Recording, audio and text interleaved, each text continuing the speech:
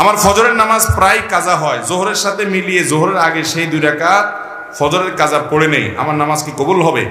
এই পাবলিক অনেকেই আছে। ফজরের নামাজ জামাতের সাথে মসজিদে গিয়ে আদায় করার মতো মুসল্লি মুসলমানের সংখ্যা সমাজে অনেক না বেশি? সবচেয়ে কম মুসল্লি হয় কোন নামাজে? কারণ ইবলিস জানে এই নামাজটায় হাজির হলে অনেক বেশি ফজিলত পেয়ে যাবে। জোহরের নামাজের চাইতে এই নামাজে হাজির হওয়ার গুরুত্ব বেশি, মাগরিবে এশায় হাজির হওয়ার চাইতে ফজরে হাজির হওয়ার গুরুত্ব বেশি। এটা মাসআলা আপনি না জানলে কি হয়েছে, আপনার সাথে থাকা ইবলিস জানে। এই জন্য ইবলিসে বড় রাতে আপনার ঠ্যাং টিপা শুরু করে।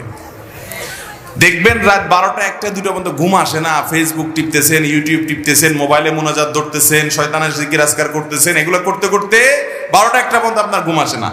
ঠিকই দেখবেন ফজরের আজান আগ দিয়া দেখবেন এমন ঘুম আসে, অ্যালার্ম দিয়ে রাখলেও আর উঠতে মনে চায় না। ঠিক না বে ঠিক?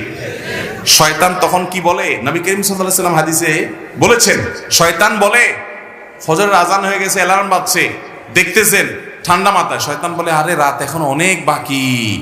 অ্যালার্ম দিছে, মোবাইলের গলা টিপে ধরে অ্যালার্ম কেটে দিয়ে আবার ঘুম। আছে না নাই? ফজর পড়তে পারে না। ভাইরা আমার, ফজরের গুরুত্ব অনেক বেশি।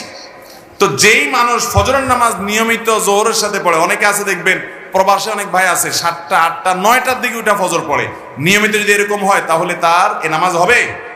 ভাইরা আমার, একবার হঠাৎ 2 মাস 4 মাস পরে 6 মাস পরে জীবনে হঠাৎ একবার হয়েছে, হ্যাঁ ফজর নামাজ আপনি উঠতে পারেন নাই, মোবাইলে অ্যালার্ম বাজছে তাও হুঁশ নাই, এটা গ্রহণযোগ্য। নবী সাল্লাল্লাহু আলাইহি ওয়াসাল্লামের জীবনে একবার ফজর কাজা হয়েছে। কয়বার কাজা হয়েছে? একবার। তো আপনার জীবনে 2 4 10 বার এভাবে হতে পারে, কিন্তু প্রতিদিন হওয়া এটা কোনো অবস্থাতে গ্রহণযোগ্য হতে পারে। ঠান্ডা মাথায় যারা নামাজ পড়ার এশার পরে শোয়ার সময় নিয়ত করে থয় যে সকাল 8টার দিকে উঠবে, অ্যালার্ম দিয়ে থয়, তার ঈমান আছে কিনা এটা নিয়ে অনেক উলামা ইকরাম সন্দেহ করেছেন।